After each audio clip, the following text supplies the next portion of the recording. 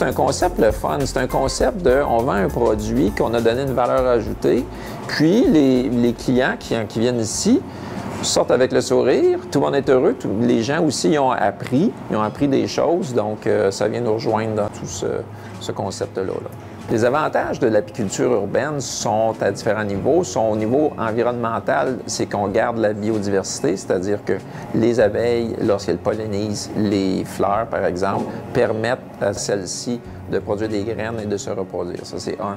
Mais pour l'abeille comme telle, nous, ce qu'on fait, c'est que les abeilles, on ne les déplace pas parce qu'ils ont, avec la diversité de la ville, des choses à butiner, que ce soit des arbres, des arbustes, des fleurs, tout au long de l'année, plutôt que si on est en milieu agricole monoculturel et puis qu'on a seulement, par exemple, un type de fleurs à butiner. Le défi en ville d'avoir des abeilles, c'est qu'on ne peut pas en mettre, mettons, 100 ruches une à côté de l'autre puis d'espérer qu'on n'aura pas de difficultés avec les voisins ou des choses comme ça. Fait qu'on est toujours dans des petits ruchers, comme on dit.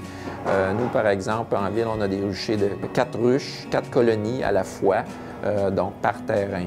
Mais par exemple, au parc technologique, on a 3 ruchers et puis donc on est capable quand même d'avoir des quantités intéressantes. C'est quoi le résultat, la résultante de tout ça? C'est une offre agro-touristique, mais au centre-ville. C'est-à-dire qu'on n'a pas besoin de se déplacer en auto pour faire une activité agro-touristique. Ce qui fait de cette distillerie-là vraiment un concept unique, je dirais, parce que j'ai jamais entendu parler de microdistilleries qui sont issues d'agriculture urbaine. La base, c'est notre hydromel effervescent dans notre produit phare, là, si on veut, qui est un 10 qui a une carbonatation naturelle suite à une prise de mousse en bouteille avec une levure de champagne, donc quelque chose de très, très fin. Après ça, donc on distille, on a une vodka, qui est notre spiritueux aussi de base.